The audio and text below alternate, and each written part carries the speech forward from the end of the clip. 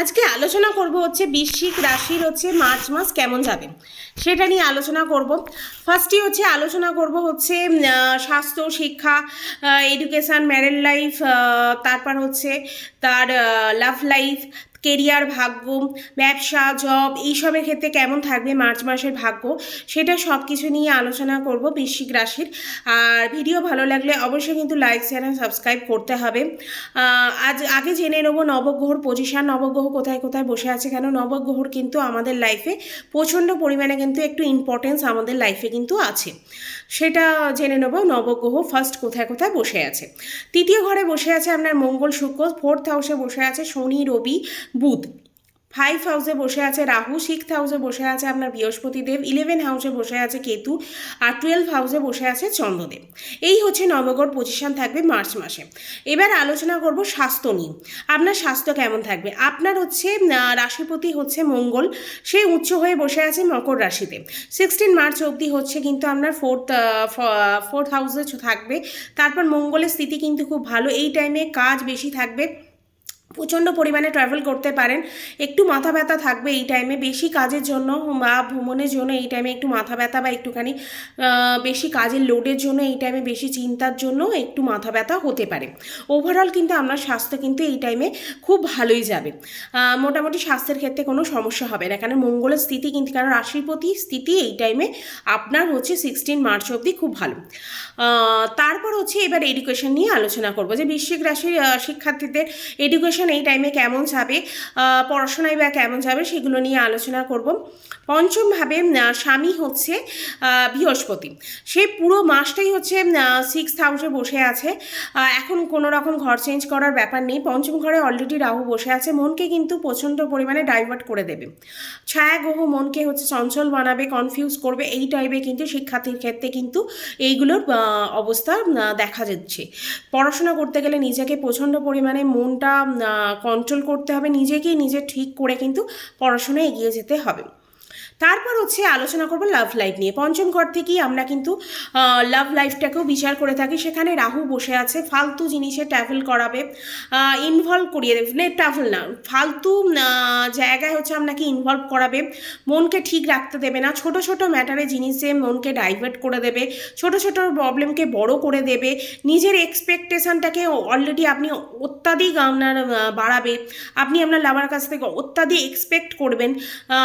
তারপর আপনার চিন্তা ভাবনাকে একটু বাড়িয়ে দেবে। তারপর হচ্ছে নেচারটাকে ভালো লাগবে, কিন্তু লাভার বা প্রেম ক্ষেত্রে কিন্তু নেচার আপনার মোটামুটি ভালো থাকবে, কিন্তু এই প্রবলেমগুলো আপনার মধ্যে হবে। প্রেম ক্ষেত্রে কিন্তু সাবধান, নাহলে কিন্তু লাভ লাইফে কিন্তু প্রচণ্ড পরিমাণে প্রবলেম করবে রাহু কিন্তু আপনাকে।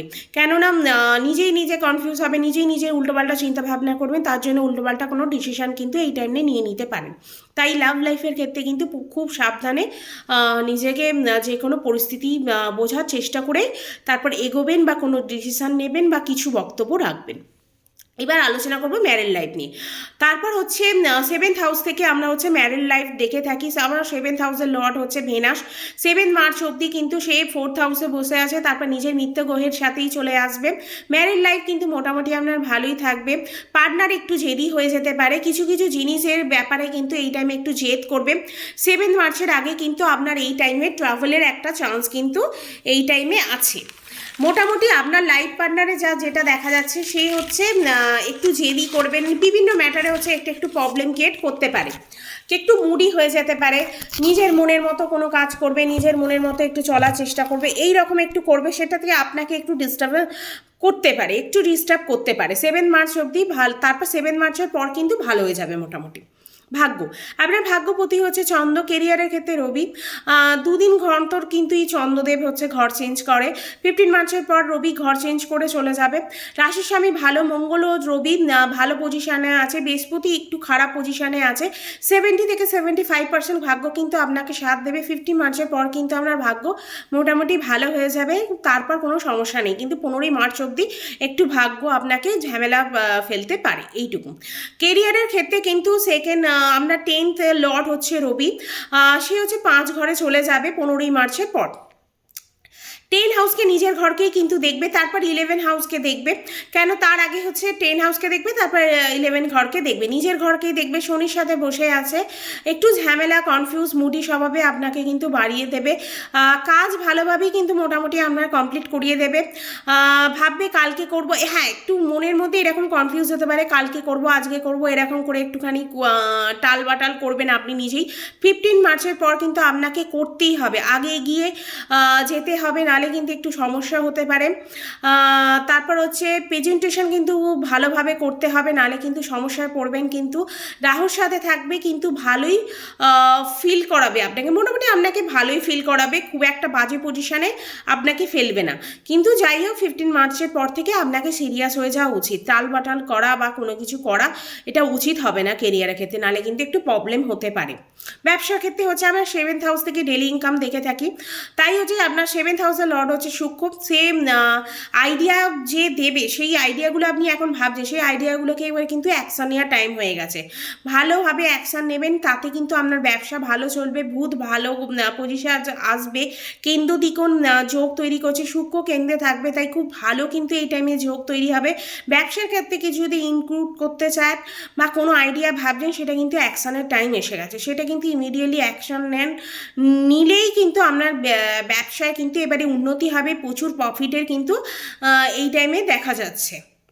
এবার কি এমন উপায় করব যদি কোনো কিছু প্রবলেমগুলো যেগুলো আসে, সেই জন্য কি এমন উপায় করব, সেই উপায়গুলো হচ্ছে পাখিকে আমরা দানা পানি দিতে পারি পাখির ক্ষেত্রে। কিন্তু পাখির ক্ষেত্রে দানা পানি দিয়ে সেটা হচ্ছে সবসময় পরিষ্কার পরিচ্ছন্ন রাখতে হবে, নালে কিন্তু আবার রাহু কিন্তু অ্যাক্টিভ হয়ে যাবে। রাহু এমনিতেই প্রবলেম ক্রিয়েট করবে, তখন কিন্তু আরও অ্যাক্টিভ হয়ে আরও কিন্তু সমস্যা ক্রিয়েট করবে। তাই পাখিকে দানা পানি যাই দিন না কেন, সেটা কিন্তু সবসময় ডেলি পরিষ্কার রাখবেন। ছাদ হোক, ছাদে যদি দেন ছাদ কিন্তু পরিষ্কার রাখতে হবে, আর যদি অন্য কোথাও দেন ঠিক আছে, সেটা না কোনো সমস্যা নেই, কিন্তু ছাদে দিলে কিন্তু ছাদ পরিষ্কার রাখতে হবে, নাহলে কিন্তু রাহু আরও অ্যাক্টিভ হয়ে যাবে। রাহু কিন্তু আপনার লাইফে আরও কমপ্লিকেশন ক্রিয়েট করবে। মঙ্গলের বীজ মন্ত্র পাঠ করতে পারেন, বৃহস্পতির বীজ মন্ত্র পাঠ করতে পারেন, এই উপায়গুলো করতে পারেন, করলে আপনার যে প্রবলেমগুলো আসে সেগুলো সলভ হয়ে যাবে। ভিডিও কেমন লাগলো অবশ্যই কিন্তু কমেন্ট করে জানাবেন, আর ভিডিও ভালো লাগলে অবশ্যই কিন্তু লাইক শেয়ার সাবস্ক্রাইব